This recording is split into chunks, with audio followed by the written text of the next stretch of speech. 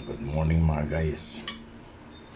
Ito yung products ng ng G&D products na binili ko kay Dom Nadella. Ito po, napakasarap po. Ayan, kita nyo naman yung laman. Yan po. Binaon ko po siya for my lunch. And then yung mga gustong umorder, shout out po sa inyo lahat dyan. Ito, makita nyo man lang yung pagkayami niya. Yan, talagang malaman.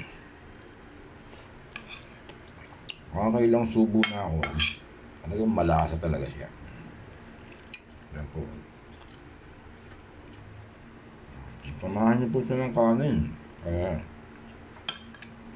yan po, ang sarap po. Napaka lasa,